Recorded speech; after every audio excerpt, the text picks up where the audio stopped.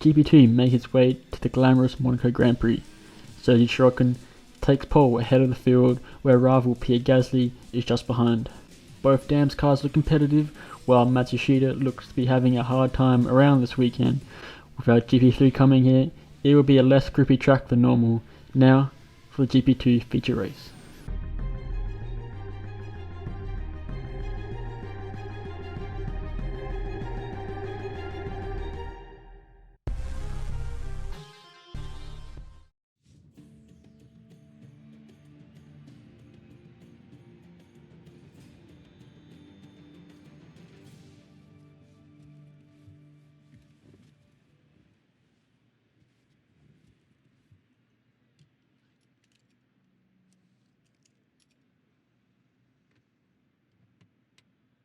What is up, guys? We are here at the Monaco Grand Prix with the GP2 boys. No GP3 as they are not coming to Monaco this season. Not sure why, but it's less work for me to have to dish out. But nonetheless, we are here in full force with GP2. Sergei Sorokin getting on pole, doing a fantastic job for ART in the absence of the GP3 boys, who would for sure absolutely dominate GP3. We're going to do our best in the Prima Racing team as Pierre Gasly. Going to hopefully get off to a better start than we did in Spain. Didn't do too good. There's our teammate over there, Giovinazzi. Hopefully he's gonna get a bag of points today as well for the Prima Racing team. But anyway, let's get to the grid.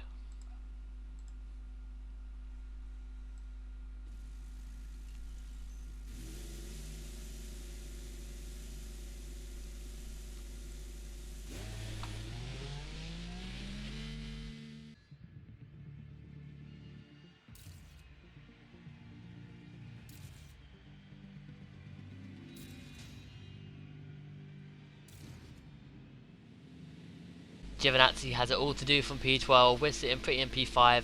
Arthur Pick just ahead of us. Nato just in front of us as well. So we're going to have to get off to a good start. And with any luck we do, as we're on the ultra soft, we get off to a fantastic start against the rest of the team. We have to pit this lap according to that just to get off the tyres. We don't get caught out. We're going to go side by side with Nato all the way through that corner. Sorokin maintains his lead in first place. He's gotten off the line very well indeed. He's going to try and get as far ahead as possible. We go a little bit wide and Nato just sends one up our inside.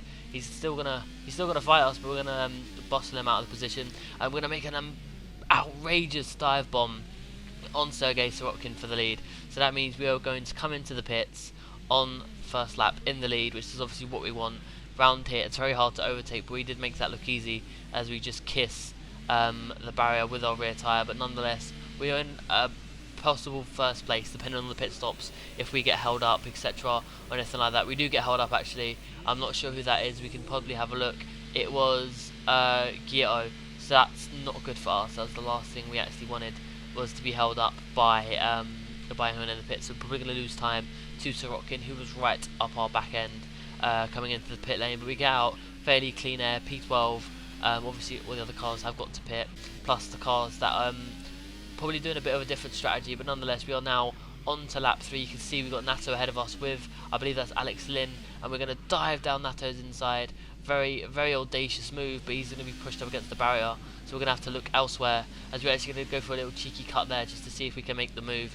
We're actually going to make it there. We're going to make it in the following corner, so all's fair in love and war, and at the moment we need to get as many points as we can in the bag for the Prima Racing team and for ourselves. But now behind Alex Lynn, the Dams car, who's actually doing a lot better than he did last race. So it's obviously a fantastic job as we pull practically the similar move on Nato, but Nato actually fought us just a little bit than what he did. But anyway, we're on lap 6. We're on lap 4 or 5 now, I think, and you can see there's a bit of crash with Arthur Pick. So that looks like Arthur Pick is now out of the running. So that's terrible for him. But now we've got some more action on the following lap. We've got Malia. I think he is chasing one of the Campos cars, and he gets it done before the hairpin. So that was fantastically easy for him. So there's quite a few overtakes in this Grand Prix, which is obviously good. But we'll have a look at what actually happened the lap while that was all going on. You can actually see there's an incident there with Markolov. So he's just done really poorly there. So he hasn't had a very good job of it. And then the following lap as well, we got Daniel De Jong going into the wall. So the sprint race winner not returning his form here, doing very bad. We're on board now with Giovinazzi, and he's going to just chuck it up the inside of Matthew Schissler, so that's a fantastic job. I would like to bear in mind there has been a safety car, so that's why all the field was bunched up, but you can see Daniel De Jong livid with what he's done and stuff like that.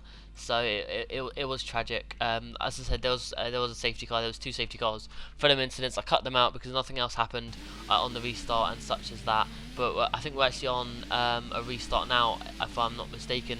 You can see we don't actually gain any ground, but Marcelo was actually ahead of me and Sorokin, so that was good to see that he actually made it that far. But obviously he was on the prime tyres, so he had to pit. He's going to be on the ultra soft, so he should be rapid. Whether he makes the ground up or not, that's a whole nother story. But we're going to chase Sorokin, and Sorokin goes very wide through here. He's losing a lot of speed, and we are just gaining on him. And with any luck, we'll be able to make a move into our favourite corner, our favourite little party trick. He's going to leave the door wide open, and we come from so far back. It is outrageous how far back we came, but we are going to hold on to that on the penultimate lap. We are going to take the lead, and on the last corner we are going to come home and take a first place in GP2. This is the first win of the season, and also the first win for Pierre Gasly.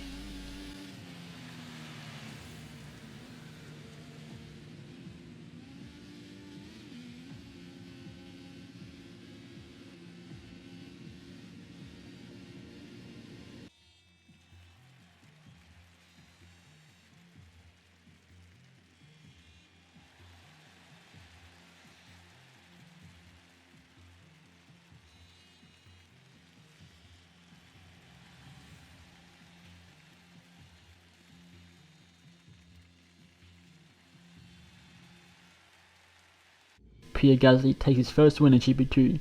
Pole sitter Sorokin managed P2 ahead of Alex Lynn.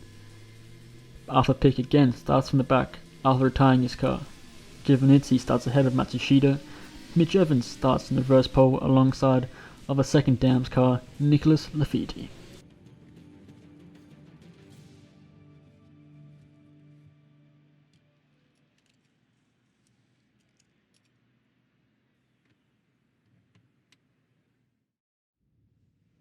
So, starting P8 for the sprint race, you can see Sergei Sorokin just ahead of us, Lynn, Nato, and so on and so forth. So Latifi in first place, getting that reverse grid pole.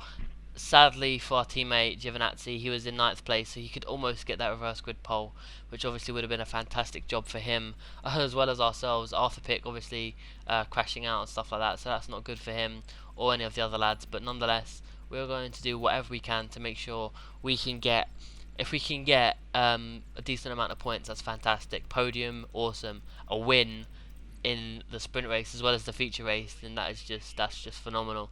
But with any luck, we're gonna have a teammate behind us, so hopefully we don't get into a battle with him. If we do, then that could be absolutely disastrous for us, but let's get to track and see what we can do.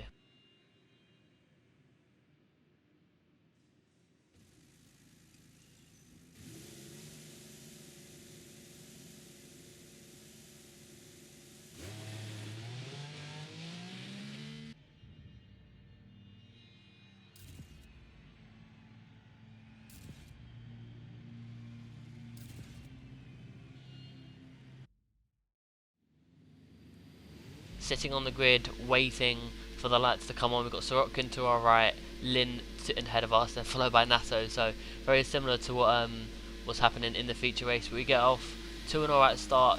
Not too bad start from Sorokin. We're gaining a little bit. You can see Malia has a poor start, and we've actually got Latifi under pressure into turn 1. So that's Mitch Evans has gone straight into the lead as we touch a little bit with Maui. He's going to come up our inside, or is it outside? One or the other. He is right there.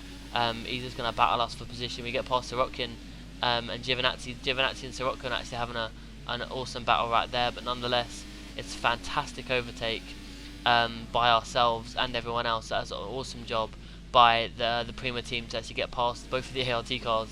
We're actually going to struggle to come into the hairpin, and we're going to block our teammate a little bit. We don't want him getting too far ahead of us, but the car next that we need to hunt down is Malia. So if we can do that, a fantastic job. If we can't, we're going to be in trouble. Coming on to the next lap, you can see Sorokin's actually got past Malia which is really bad, but he's going to actually fight him with a Campos car. I'm not sure which Campos car that is. I think it's one of the ones that dropped down from the front, but nonetheless, we're still going to battle on. As you can see, Matsushita actually gets past Sirotkin at the same time, so Giovinazzi getting that position back. It's a fantastic job from him as well, but we're going to come to Malia now. He's in pursuit of NATO, that means we are too. We're going to do our favourite party trick. We love this move, which is going to be straight down the inside into the low hairpin. So again, we're just doing a fantastic job as ever, but we're going to continue on this lap. You can see we actually have one of the Status Grand Prix cars, and I believe that's Rafael Marcelo, and they're actually going to contact coming into the pit lane, and then that's going to be that for them two. We're going to have a replay. So you can see he's got damage to his front wing, so we're going to come in anyway, and I think he assumes Marcelo is going to back off or something, but he just doesn't. But it's absolutely disastrous for him. But we're actually going to send one up the inside of Nato, and he's going to lose his front wing, so we can't give the position back if we'd have made it. But so Nato having a bit of a struggle to actually make a move around there, but we're going to dive up the inside of this. It's so hard to make a move in there. It's so bumpy under braking, but we somehow make a move past Lin.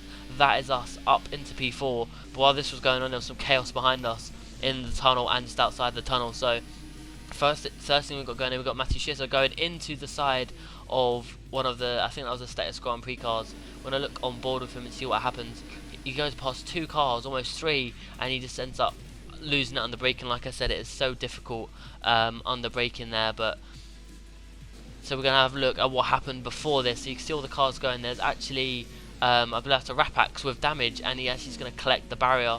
We are going to be, I believe that's someone with Daniel De Jong, I think. So he's had such a terrible 2 races. He misses the racing engineering car and goes straight into the following 2 cars. So it's just a poor weekend for him, but not for ourselves. We have found ourselves into P4. We have got I believe that's King, and we're just going to absolutely annihilate King before we even get there. Can we look at Latifi into the hairpin? I don't think we can. I think it would have been a bit dangerous. We probably would have risked our front wing if we'd had made that move, but we are in the podium nonetheless, and we've got some more carnage going on at the first corner of the last lap. That is, I believe, Gilao going into the first corner, so he's out of the way. No more cars are going through there. We're going to come home in a solid P3, P1, P3 for us. It was a fantastic job. We did so good to get there. We are just on great form with Pierre Gasly at the moment, and with any luck, we can bring this through and carry it on to the next race of the season. So looking at the driver standings, guys, you can see that we are top of the driver standings by 4 points. We've got Mitch Evans following us very closely. Then we've got Norman Nato with 36 points. Nobuharu Matsushita on 31. So he's fallen back a little bit. He hasn't had a great weekend.